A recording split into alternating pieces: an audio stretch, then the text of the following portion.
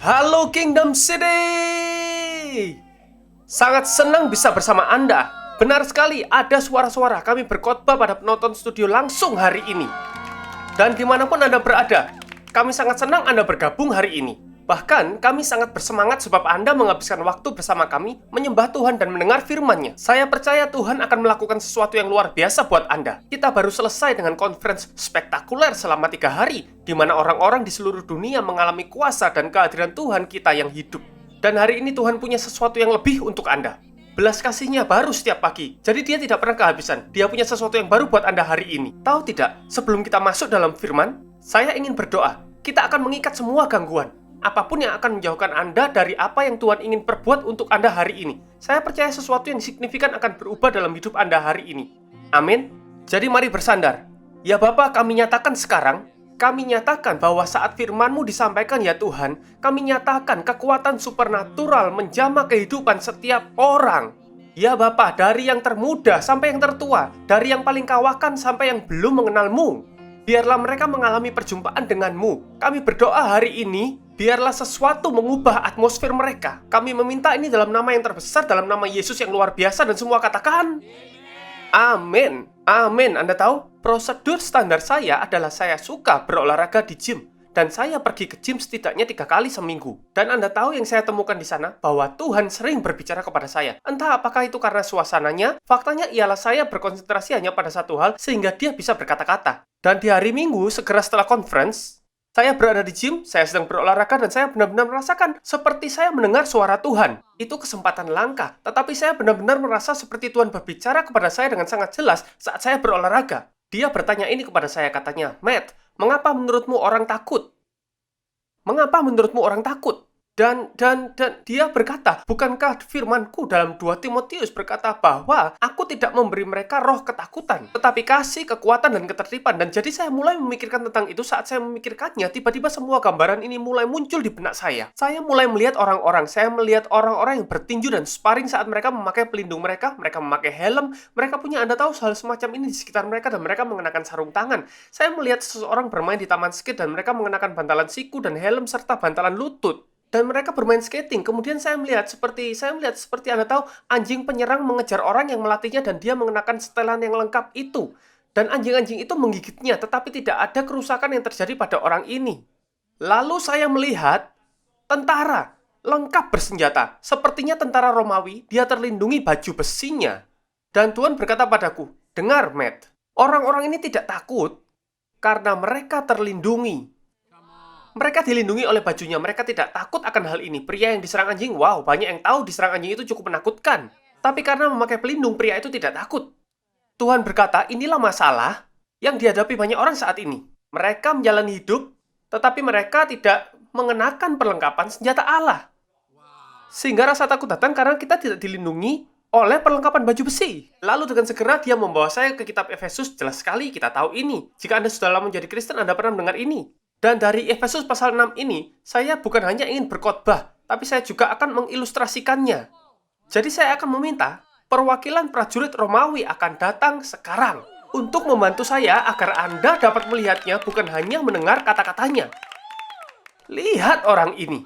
Sungguh luar biasa. Saya ingin berbicara tentang ini, tapi saya ingin Anda membayangkannya saat saya berbicara. Begini dikatakan dalam Efesus pasal 6 ayat 10-18 dalam New King James Version. Tertulis, akhirnya saudara-saudaraku, jadilah kuat di dalam Tuhan, dalam kuat kuasanya.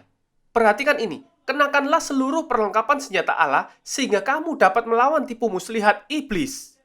Karena kita tidak bergumul melawan darah dan daging, tetapi melawan pemerintah, melawan kekuasaan, melawan penguasa kegelapan zaman ini, melawan pasukan roh kejahatan di udara. Tuhan menegaskan pergumulan kita bukan melawan darah dan daging. Ini bukan tentang apa yang bisa Anda sentuh, lihat, dan cium. Ini tentang melawan yang tidak terlihat, melawan kekuatan roh. Musuh tidak suka keberanian kita, dan sebagai orang Kristen, kita juga harus membenci dia. Amin. Tapi dikatakan dalam ayat 13, sebab itu, nah saya selalu diajar saat Alkitab mengatakan sebab itu, Anda harus memeriksa untuk apa itu ada. Baiklah, sebab itu ambillah seluruh perlengkapan senjata Allah, supaya kamu dapat mengadakan perlawanan pada hari yang jahat itu dan tetap berdiri, sesudah kamu menyelesaikan segala sesuatu. Lihat ini, ayat 14. Jadi berdirilah tegap, berikat pinggangkan kebenaran, dan berbaju sirahkan keadilan, kakimu berkasutkan kerelaan untuk memberitakan Injil damai sejahtera.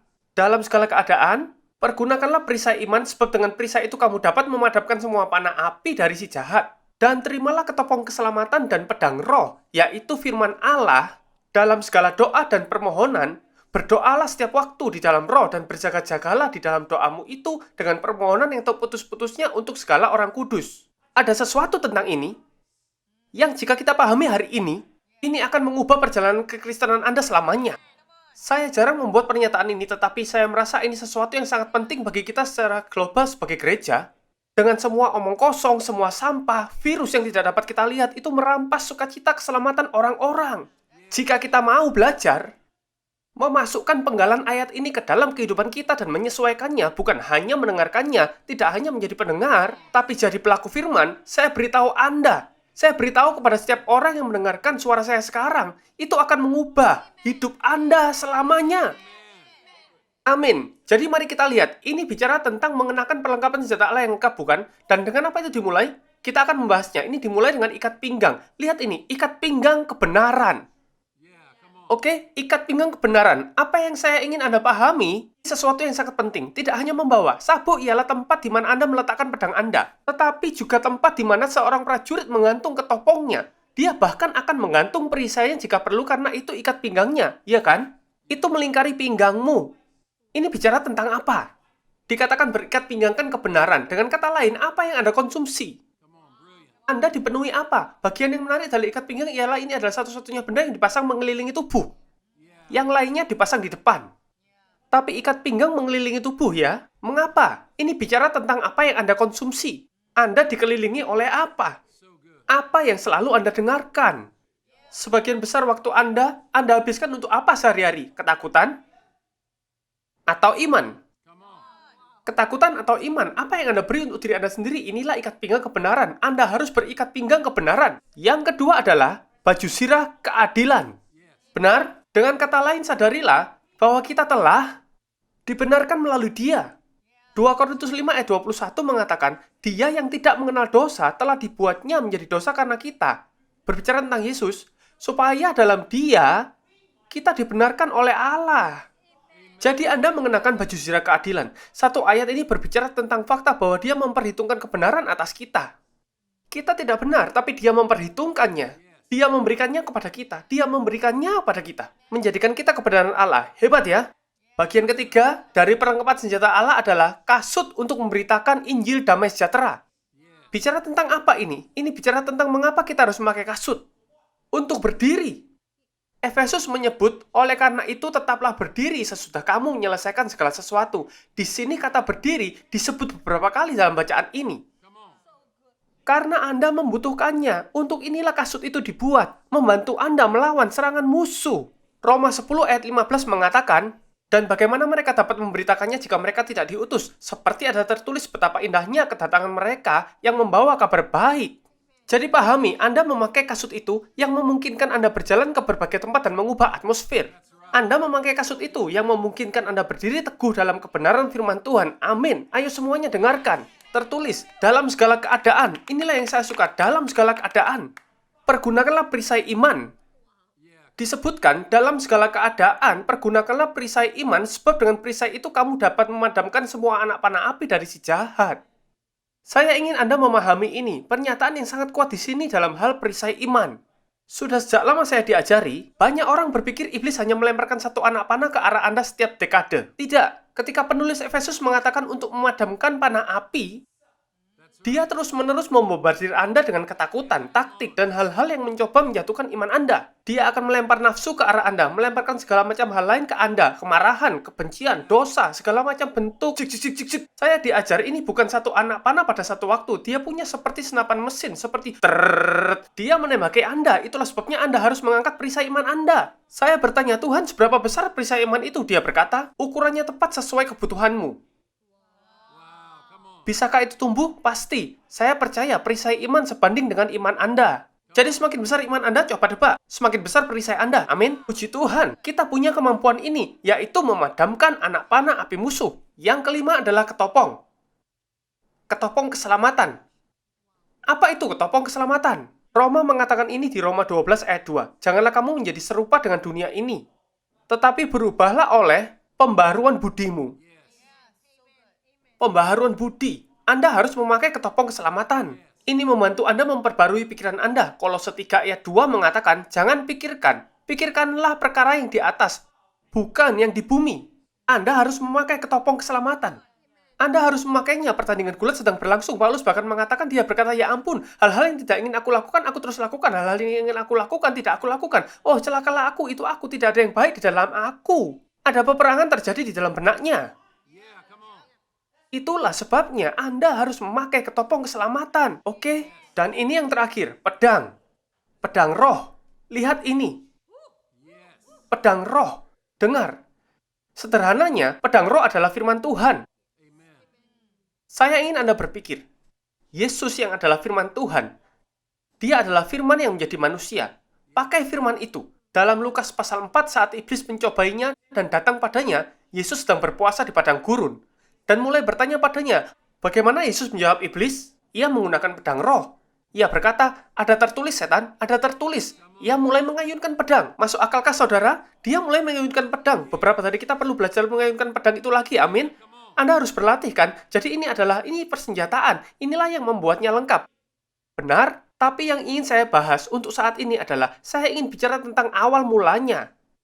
Dan ini sangat penting. Inilah yang benar-benar menancap dengan begitu kuat tentang mengapa berapa banyak orang yang tahu saat Alkitab ditulis dengan teratur. Saat Tuhan menaruhnya, dia tidak semata-mata memasukkannya secara acak. Penulisnya berkata, oh mari ini taruh sini, ini taruh sana. Tidak, ini dihabiskan oleh roh Tuhan. Dan dikatakan seperti ini, dikatakan di sana, berikat pinggangkanlah dengan kebenaran. Satu versi mengatakan, tekuklah pinggangmu dengan kebenaran. Jadi, saya ingin Anda mengerti, ini sengaja ditulis di sana. Mengapa? Karena kebenaran adalah dasar dari segala sesuatu. Kebenaran adalah hal utama yang dibangun lebih dahulu. Yesus mengatakan ini dalam Yohanes 8 ayat 31 dan 32. Maka katanya kepada orang-orang Yahudi yang percaya kepadanya, jikalau kamu tinggal dalam firman-Ku, kamu benar-benar adalah murid-Ku, dan kamu akan mengetahui kebenaran. Dan kebenaran itu akan memerdekakan kamu. Itu akan memerdekakan kamu. Kebenaran itu memerdekakan kamu. Yohanes 17 ayat 17 mengatakan, kuduskanlah mereka dalam kebenaran. Firman-Mu adalah kebenaran. Mazmur 119 ayat 160 mengatakan ini. Dasar firman-Mu adalah kebenaran. Dan segala hukum-hukum-Mu yang adil adalah untuk selama-lamanya. Dasar firman-Mu adalah kebenaran. Saya beritahu Anda, itulah sebabnya Anda harus memulai dengan ikat pinggang kebenaran. Anda harus memulai dengan ikat pinggang kebenaran. Jika Anda tidak mulai dengan ikat pinggang kebenaran dan Anda tidak tahu siapa Anda di dalam Kristus, saya beritahu Anda, ketika Anda mengenakan baju zirah keadilan, iblis dapat membohongi Anda berkata kau tidak benar. Anda tidak punya dasar kebenaran. Itu sebabnya ikat pinggang harus dipakai terlebih dahulu. Kebenaran harus didahulukan. Saat Anda tidak memakai ikat pinggang kebenaran, Anda harus berdiri. Ketika Anda mulai bergerak, ketika Anda bersiap untuk memberitakan Injil kedamaian, Anda tidak dapat bergerak karena iblis berkata, kau tidak dapat mengatakan itu. Kau tidak bisa memberitakan Injil. Kamu pikir kamu siapa? Aku akan mengalahkanmu sebentar lagi. Dia berbohong dan Anda mempercayainya. Mengapa? Karena Anda belum mengenakan ikat pinggang kebenaran. Yang paling mendasar, mulailah dengan kebenaran. Mulailah dengan kebenaran. Perhatikan, hal yang sama juga ketika kita bicara perisai. Saat Anda sudah berikat pinggangkan kebenaran, perisai Anda menjadi lebih besar. Jika tidak, kita akan terus mempercayai gertakan setan. Kita mulai percaya bahwa dia lebih besar dari lawan manapun. Ini luar biasa, berapa banyak orang lebih percaya pada ketakutan daripada iman. Aduh, hal-hal buruk akan terjadi padaku karena aku mundur, atau aku memberi banyak dalam miracle offering, jadi kurasa hal-hal buruk akan terjadi. Kau tahu aku membuka rumahku, dan sekarang hal-hal buruk akan terjadi. Dan kita lebih percaya pada rasa takut. Sebab kita belum menjadikan kebenaran itu sebagai dasar. Amin, Tuhan kita lebih besar. Tuhan kita lebih besar. Setiap senjata yang ditempar terhadap kita tidak akan berhasil. Itu kata firman Tuhan. Tapi jika Anda tidak tahu kebenaran, Anda tidak bisa merdeka. Jadi Anda harus mempunyai kerinduan berikat pinggangkan kebenaran dan mengikat diri Anda dan memberi makan diri Anda sendiri. Dan kemudian baju sirah mulai bekerja lebih baik. Masuk akal? Kebenaran Allah akan mulai bekerja lebih besar ke dalam hati, pikiran, dan jiwa Anda ketika Anda berikat pinggangkan kebenaran.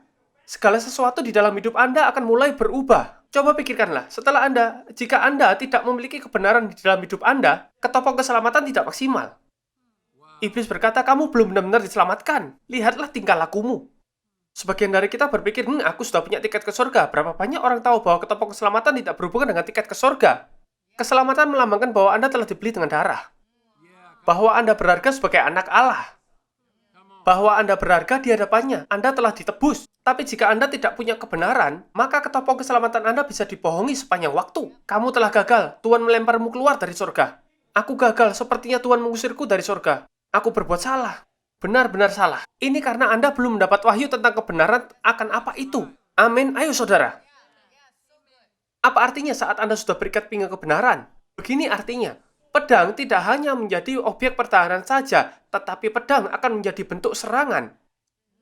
Saat Anda mendapatkan kebenaran, saya beritahu Anda, saat musuh melihat pedang itu, pertama-tama mereka melihat Anda dapat mempertahankan diri. Anda dapat mengejek musuh dan berkata, kau macam-macam denganku, kau akan berurusan dengan ini. Tapi Anda tidak dapat melakukannya kecuali Anda memiliki wahyu kebenaran di tangan Anda. Apa ini masuk akal, saudara? Anda perlu memahami kekuatan ini. Itulah sebabnya Anda harus mendapatkan kebenaran terlebih dahulu. Lalu semua senjata Allah lainnya mulai berfungsi sesuai tempatnya dan datang dengan kuasa lebih besar. Apakah ini masuk akal? Lihat, saya sangat menyukainya karena sabuk di pinggang Anda itu juga mewakili identitas Anda. Saya sangat menyukainya. Satu versi mengatakan, ikatlah pinggangmu dengan sabuk kebenaran. Sekarang pinggang, dengarkan tanpa pengertian yang salah. Dari situlah identitasmu berasal. Mengapa? Anda tahu Anda pria atau Anda wanita dari pinggang Anda, kan? Ini adalah salah satu masalah dunia hari ini. Kita lihat banyak orang tidak tahu identitas mereka lagi. Mereka kehilangan identitas mereka, sudah lupa siapa mereka. Aku tidak tahu siapa aku. Itu sebabnya Anda perlu kebenaran. Dengar, Anda adalah hamba Tuhan. Bukan hamba Tuhan biasa, Anda adalah hamba Tuhan yang perkasa. Dengarkan saya, anak muda. Kau hamba Tuhan luar biasa. Pemenang dalam Kristus Yesus. Para wanita, dengarkan saya. Kalian adalah putri di bawah pemerintahan raja di atas segala raja dan Tuhan di atas segala Tuhan. Kalian paham? Kalian adalah ratu. Dapatkanlah wahyu tentang kebenaran. Kita harus mendapatkan wahyu tentang arti kebenaran ini. Saat Anda punya wahyu kebenaran, saya beritahu Anda, senjata Allah itu punya arti yang sangat berbeda. Dan terakhir, saya ingin menutup dengan ini. Lihat, yang saya suka tentang ini, penulis Efesus Paulus mengingatkan kita tidak hanya sekali tapi 2 kali. Dia bilang, kenakanlah seluruh perlengkapan senjata Allah. Dia bilang, kenakanlah. Karena itu, kenakanlah seluruh perlengkapan senjata Allah. Ini sangat penting. Anda perlu mengerti. Ini tentang baju besi yang lengkap. Anda tahu, terlalu sering, saya beri ilustrasi lagi, terlalu sering kita menjalani hidup ini, dan dengar ya, saya beritahu Anda, saya punya jeruk di sini. Untuk teman-teman berbahasa Mandarin, ini jeruk Mandarin.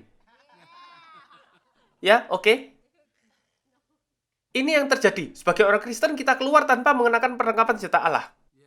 Kita menjalani hidup, tapi tidak mengenakan perlengkapan senjata Allah yang lengkap, dan lihat yang terjadi. Saat Anda keluar tanpa perlengkapan, tenggelam. Anda mulai bertanya-tanya mengapa dalam hidup ini tidak ada yang benar. Karena Anda belum memahami atau mendapat wahyu dari kenakanlah seluruh perlengkapan senjata Allah.